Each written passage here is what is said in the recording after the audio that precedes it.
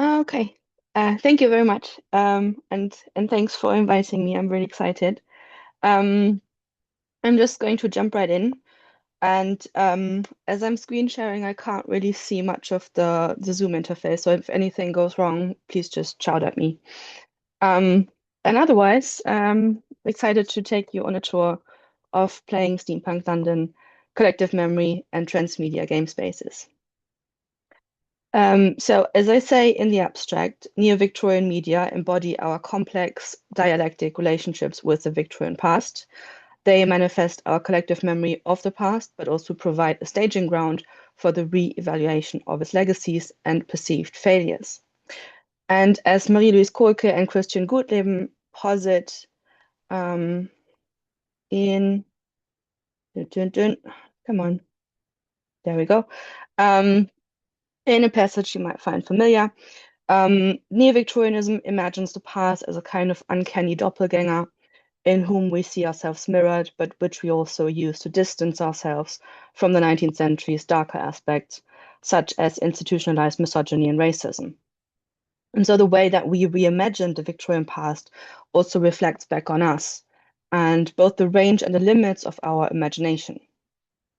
And this, I argue, is only amplified in steampunk, which infuses the Victorian setting with retro-speculative, anachronistic, and meta-historical impulses, so that we go from something like this to the other thing, although they actually don't really look all that different, and that is also interesting.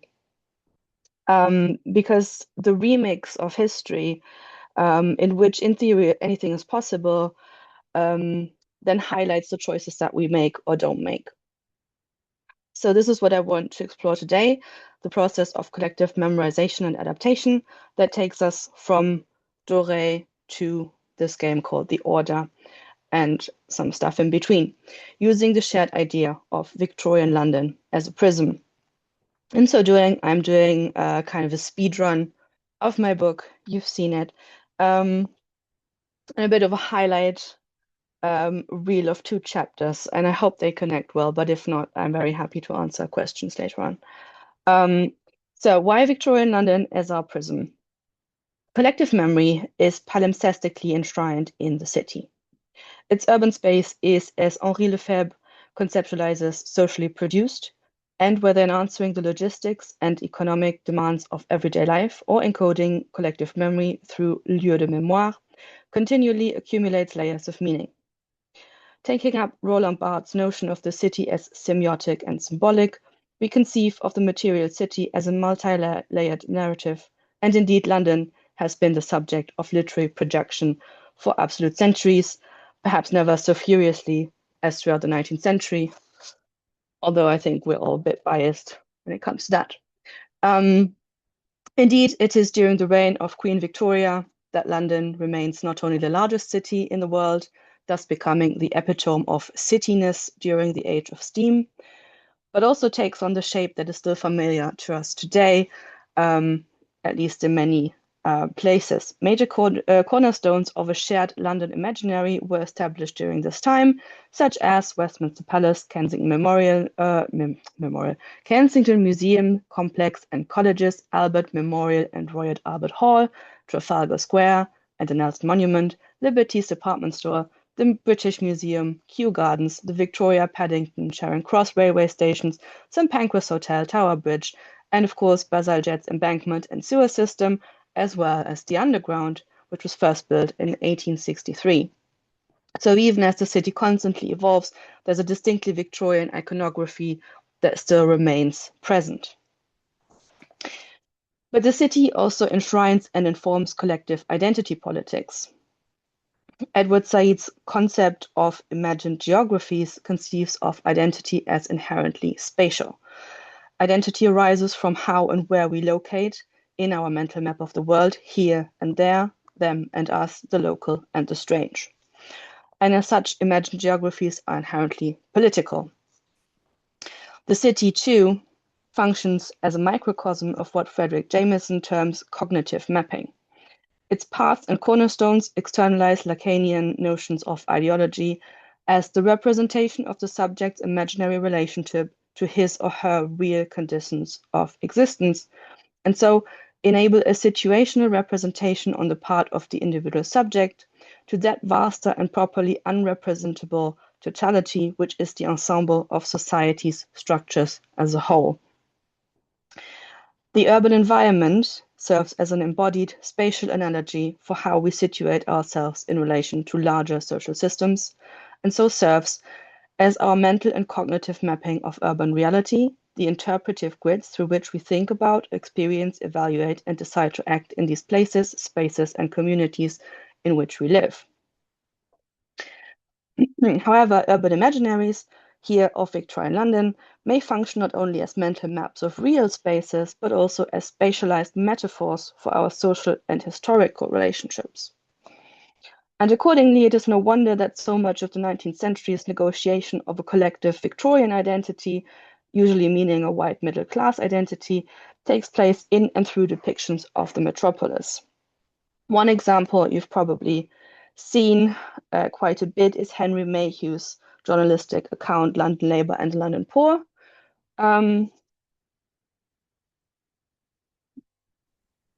which serves as an account of urban ethnography, seeking to map out, log, categorize, and put in their place the nomadic habits of market traders, sweatshop workers, sex workers, mudlarks, thieves, and toshers. Effectively, those lives which do not resemble that of the settled and working classes. So while Mayhew's extensive depictions of London's shabby, vivacious underbelly, much of which is not altogether coincidentally concentrated in the East End, have served as a source book for Neo-Victorian and Steampunk writers, and such names as Terry Pratchett and Alan Moore, his authentic shabbiness is also very much shaped by white middle-class prejudices of his day. Importantly, as you can see, Mayhew's detailed passages are also supplemented by illustrations that create a distinct visual register of urban types. Similarly, influential visual register is created by the French artist and engraver Gustave Doré. The black and white one here. His evocative illustrations for London: A Pilgrimage, 1872, produced in collaboration with Blanchard Gerald, have lastingly shaped imaginaries of Victorian London. But it is prudent to remember that, whereas Doré and Gerald undertook field research through guided tours throughout London, many of these sketches were produced in retrospect and from memory, and not on location. So Doré, accused by some contemporaries of exaggerating his depictions of misery, squalor, and deprivation, certainly envisions London as a mega city of superlatives and extremes, which I think is quite obvious in this very overcrowded view of Ludgate Hill. And as you can see, this very scene proved a very popular subject for artists in the 1880s, encapsulating with its multi-layered vista towards St. Paul's Cathedral, its traffic-crowded street and urban railway bridge, London's networked multiplicity, simultaneity, and tempo. Artists such as William Trubner, John Atkinson Grimshaw, Josh O'Connor, William Longstale, or Jacques-Émile Blanche were drawn to this vista of layered buildings. And you can see a comparison with photographs of the same place. And Doré too rendered his iconic vista as exemplifying the modern metropolis and its sheer simultaneity, but he also exaggerates its crowdedness for dramatic effect and casts the faceless multitudes and portentous sky through a tangibly Gothic vision, which is quite evident in other images, such as warehousing in the city on the right, which evokes an endlessness through the absence of horizons, its warehouse fronts undefined by pavement or roof, stretching uncannily and endlessly into the shadows. And over London, on the left, by rail, is a fish-eye perspective that amplifies innumerable uniform brick houses stretching into the distance, forming a labyrinth of walls and chimneys in which dwarfed citizens are isolated and quite literally faceless. Instead of a sky, high railway bridges stretch over the houses, invoking claustrophobia and gloom. Doré's London is a sublime megalopolis whose sheer physicality acquires Gothic qualities, and which is supplemented by Gerald's lurid descriptions, especially when we're venturing into the East End. What we see here is a confluence of image and text in which the interplay across media solidifies a distinct iconography. Doré also shows how the East End in particular was represented and indeed created as a potent urban imaginary in the minds of middle-class readers. Other influential portrayals that exemplify this are Arthur Morrison's Child of Diego. No, sorry. I cut that out. Arthur Morrison's Child of Diego, Margaret Harkness's novel In Darkest London, or the ostensibly non-fiction account In Darkest London and the Way Out by social activist William Booth. And by their titles alone, the latter two at least signal a transference of colonial and Orientalist imaginary from the outskirts of empire to its very heart. Booth and Harkness reference Henry Morton Stanley's travelogue In Darkest Africa, and so reposit the East End as an urban wilderness rife with savage dangers. We also see here the blurring of lines between fiction and non-fiction that shape the East End into a terra incognita, exotic, atemporal, and lawless, a space in which the civilizing effects of modernity were given no foothold and which therefore remained significantly behind the times. It is then in discourse about the slum especially that Gothic imageries converge to identify it as what Robert Mickhall calls an anachronistic vestige of the errors of our forefathers, haunted by the vengeful spirit of pathology and plunder, the nemesis of neglect. And this is a picture that comes up in the context of the Whitechapel murders, because this kind of Gothic myth-making was only intensified through and around Jack the Ripper and the Whitechapel murders in 1888, which symptomatically haunted the imagined cosmopolitan Victorian identity centered around middle-class stability and progress. The sexualized violence that informed the killings of destitute women in a locale already heavily charged with Gothic imagery shone an unwelcome light on persistent social shortcomings of the seemingly progressive late Victorian metropolis. Reactions to and media convergence of the events represented dominant socio-cultural facets of the contemporary zeitgeist.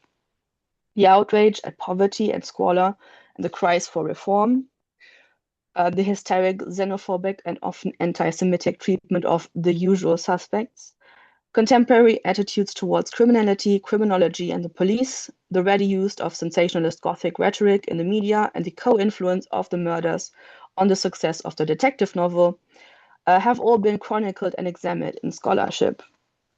So what is important for our purposes here is to consider how visual depictions, for example, in the illustrated police news, in confluence with news description, for example, in The Star, sensationalized and shaped perceptions then and into the present.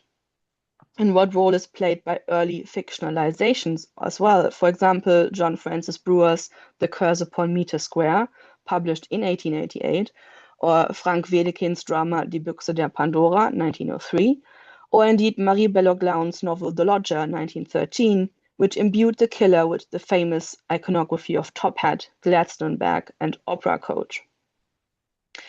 And indeed, anyone who has read Alan Moore's graphic novel From Hell or watched the very Gothic film adaptations will have a clear understanding of the visual iconography created around the Ripper, who is very much seen here with the top hat and opera cape combination. The Whitechapel murders serve as an especially potent example of how Victorian media created a transmedia imaginary that connects places and images and ascribes them social meanings. Transmedia scholarship, pioneered by Henry Jenkins, discusses such a convergence of media into what Pierre Lévy has termed collective intelligence in the digital age.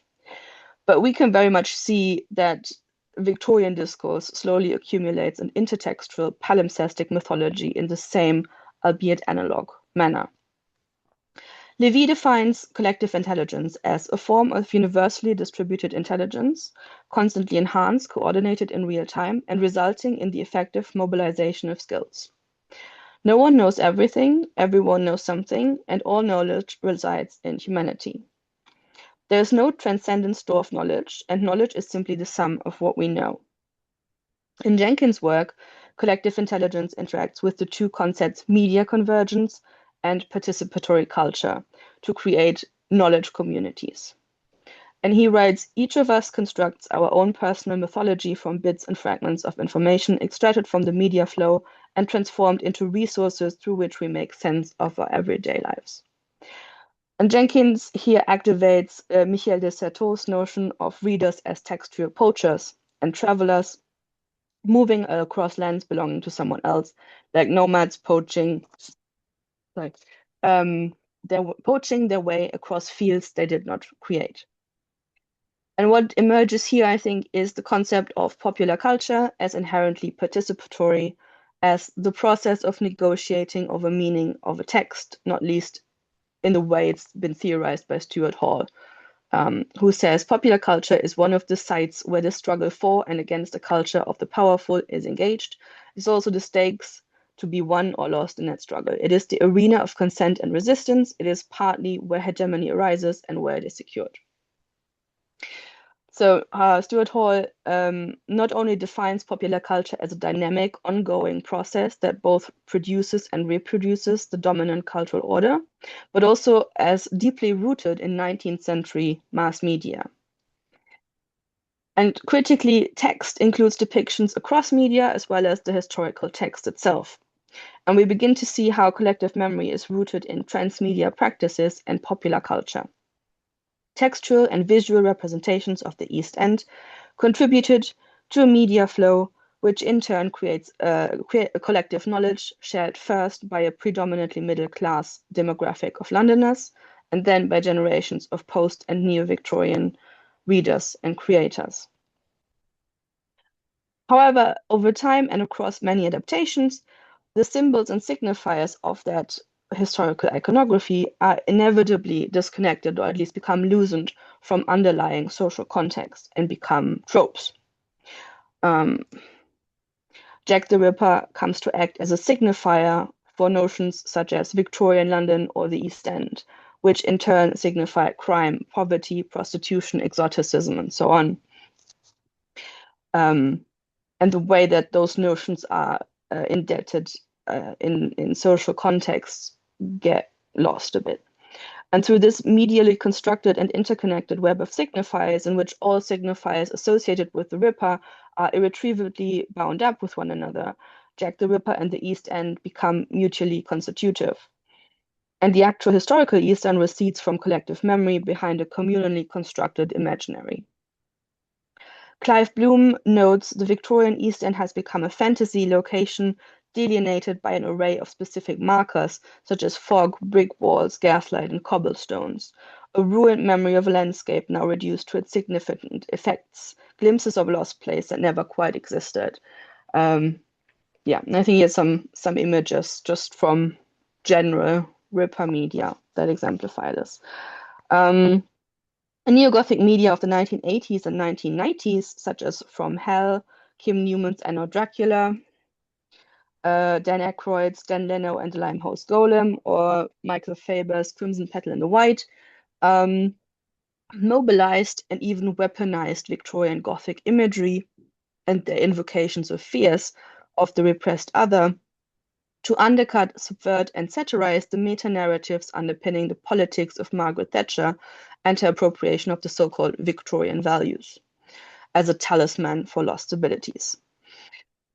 In the wake of Thatcher's nostalgic myth-making, which built up Victorian heritage as a quaint, economically stable and heteronormative counter-narrative to a 1980s present in which imperial hegemony and the nuclear family were seen to be threatened, Neo-Victorianism became a battleground for identity politics and the meaning of Englishness. Neo-Victorian Gothic became a counter-narrative to Thatcher's highly selective, radical and reactionary, modernistic and atavistic rhetoric and politics, which after all dismantled institutions of the welfare state rooted in the 19th century. Resisting, as Elizabeth Ho diagnoses, such deliberate and falsely corrective misconstruction of collective memory, in which celebrations of the national past gloss over the dark spots of the Whitechapel murders or Britain's imperial history, these works, which Ho terms reparature, gravitate to London's East End to restage a catalogue of hypocrisy, misogyny, violence, poverty, and prurience, often excised from the national past. And so the 19th century itself becomes the repressed other that won't stay buried. And while these works then consciously reposition an inherently violent Victorian era as the Gothic other that still haunts us, we can probably all think of media that also reproduce the visual and social register without questioning or interrogating its underlying implications. And such depictions risk repeating and reinforcing a collective memory in which the Gothic lens through which the Victorian East End is portrayed is not so much a mode of interpretation and an expression of innate social fear, but instead historical fact, as if Whitechapel exists only in darkness under the flickering light of a gas lamp. And the Gothic East End serves as a particularly strong case study of how media convergence interacts with collective memory, and how Neo-Victorian agendas can either repurpose and resignify or simply perpetuate shared imaginaries of the Victorian city. With this in mind, I want to move now to a discussion of how collective memory is activated and made playable in video games, specifically Assassin's Creed Syndicate and the steampunk game The Order 1886, both from 2015. These games are interesting because they constitute the most popular, financially successful, and most widely known iterations of Neo-Victorian media, more or less, I think, but also because they realize London imaginaries as spatialized models. And of course, games articulate hyper-reality in line with Baudrillard's simulacrum, which Edward Soja defines as a perfect copy of an original that may never have existed, and the cumulative replacement of the real with its simulated representations or images, which I think is very, much applicable to these games. And as such, they represent or seek to represent a widely shared imaginary of the Victorian city. In addition, as the audience or player literally interacts with these virtual models through the proxy of an avatar, not only is the progression of story externalized through movement across space, but there is an added dimension of participation because the player action literally impacts narrative outcomes. Game spaces, I posit, uniquely represent urban space in line with Doreen Massey's concept of space as a process, as the sphere of dynamic simultaneity, always being made and always, therefore, in a sense, unfinished, a product of a multitude of histories whose resonances are still there. Because Massey argues that to travel across space is to participate in its continuing production. I think this is especially pertinent in this context. And so this becomes especially evident in video games. And as Aspen Arthurs notes, as spatial practice, computer games are both representations of space, given their formal system of relations, and representational spaces, given their symbolic imagery with a primarily aesthetic purpose.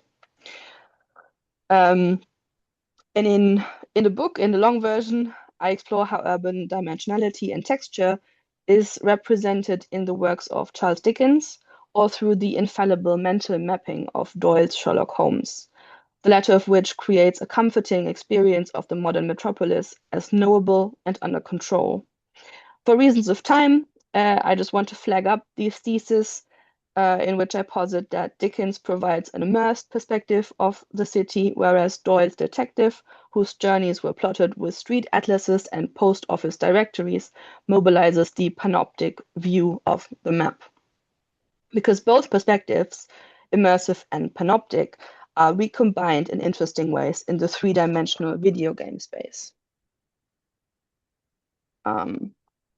which I think you can see in screenshots like this.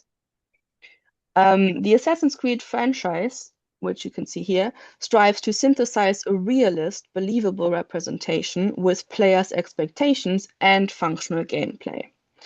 and so relies on meticulous research and historical consultants. For example, they credit historian Judith Flanders and also consult an archive of historical maps and images, but they will occasionally be adapted so the game can function. The game's concept art, which imagines London as different times of day and in varying weather conditions, makes evidence how the game replicates contemporary depictions of urban multi-layeredness. For example,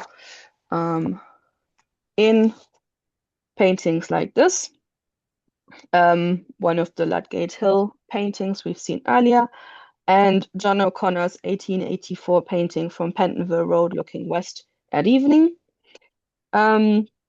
We see here how the paintings enshrine the industrial metropolis and its infrastructures and aim to capture both the immersive and panoptic perspective by finding a viewpoint that somehow tries to make us see both.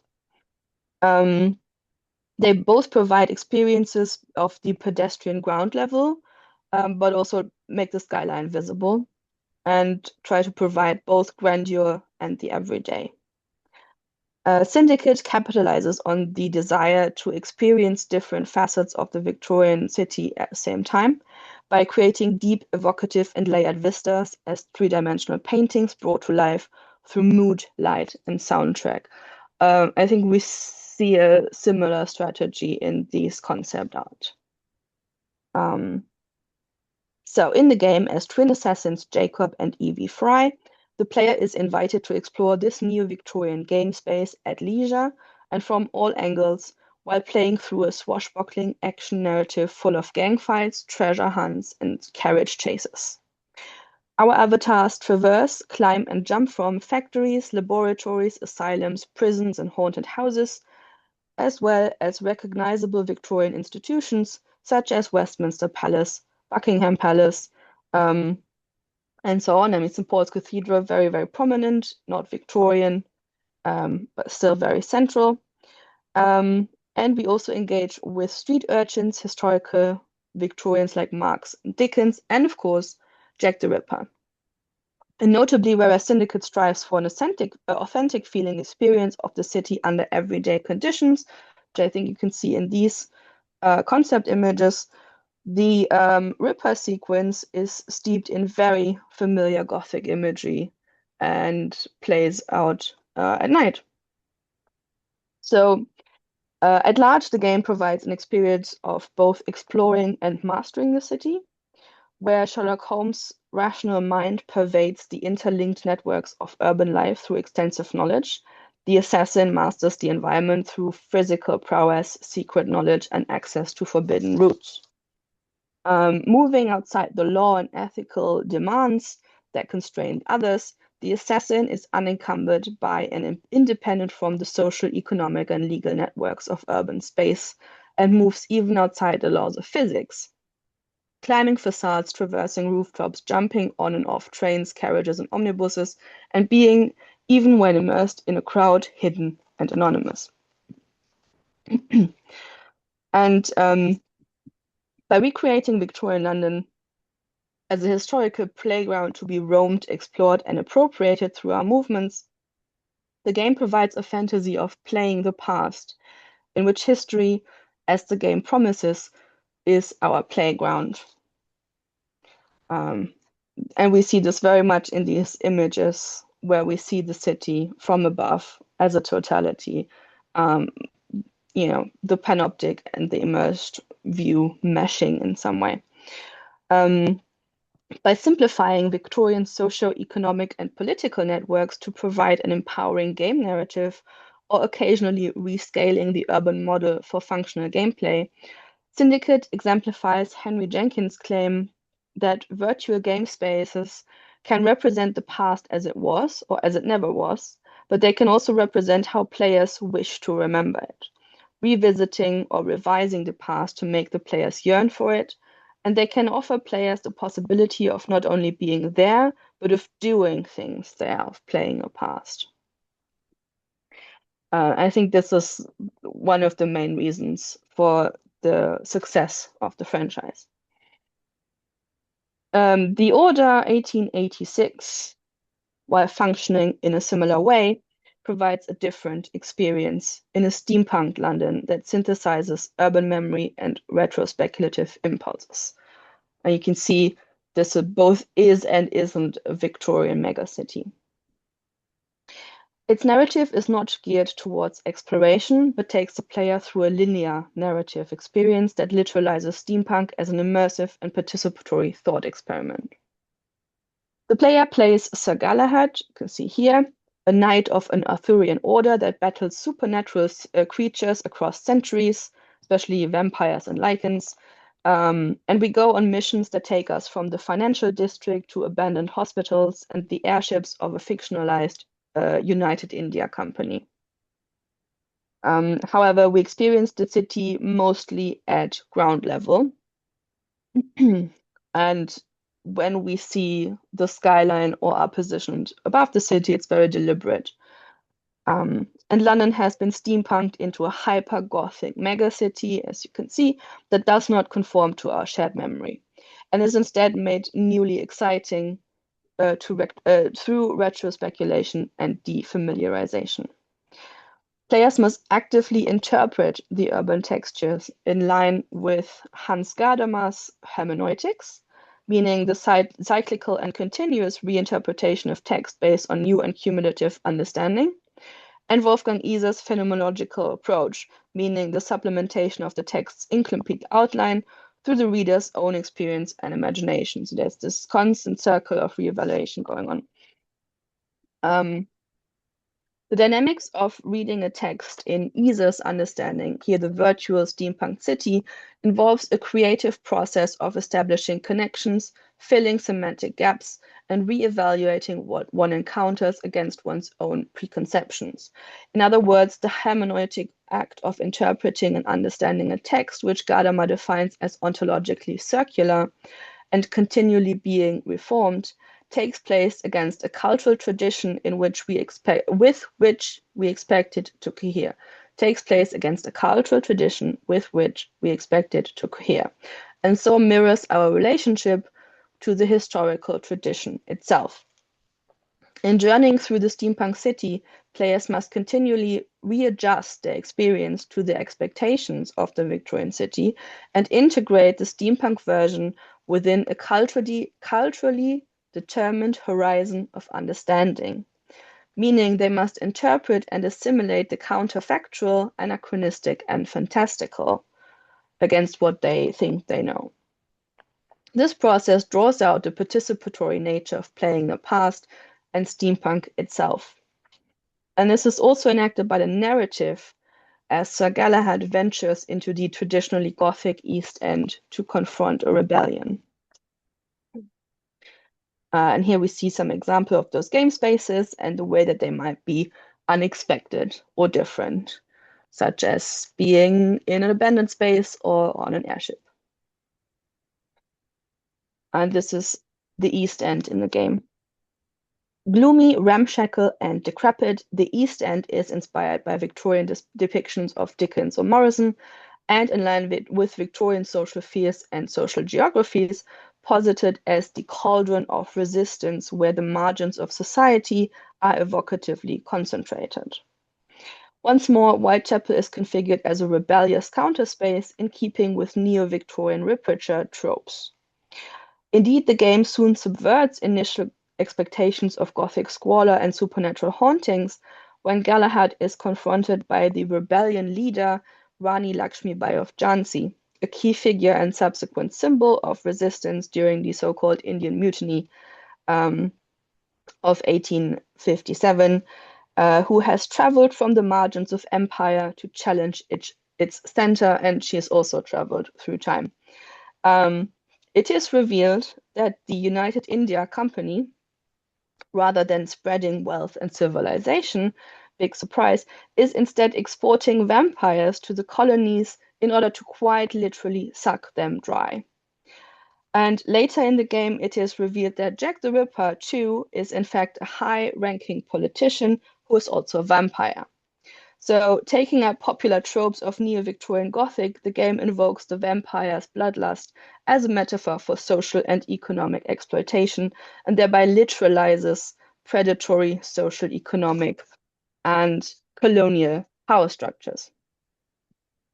Instead of acting as a repressed other to middle-class identities, Whitechapel becomes quite literally the country's feeding ground. And in the game, Galahad now joins the rebellion, takes on his former colleagues, and ends up at the end of the game as an exiled vigilante, subverting any expectations about heroic mastery. And in so doing, the game enacts an immersive repositioning of the dominant Victorian status quo as a corrupt, predatory, and indeed Gothic other. The Order presents a Neo-Victorian past that cannot be mastered as easily as in Syndicate, but instead one whose dominant narratives must be interrogated, challenged, and sometimes subverted.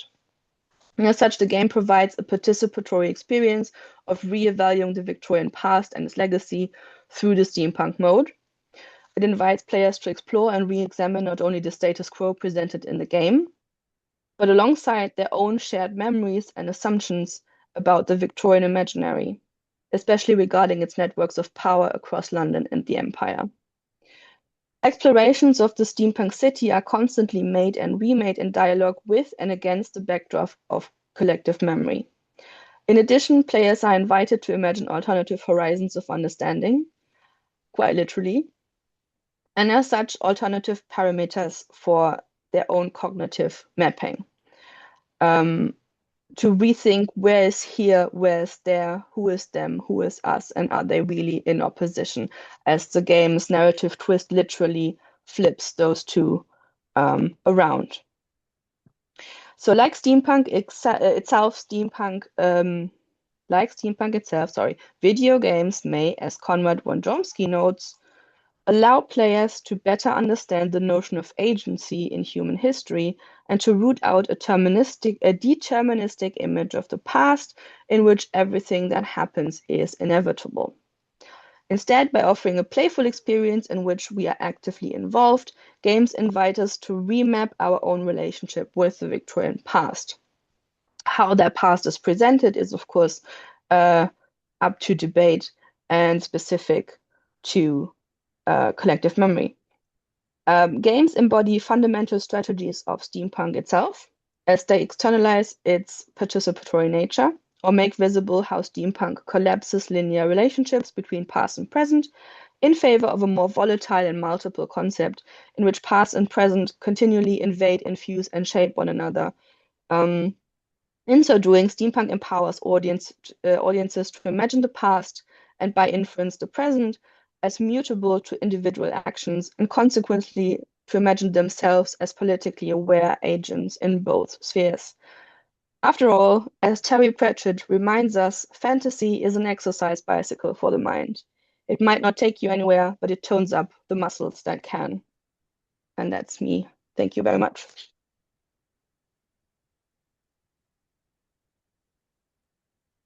Thank you so much.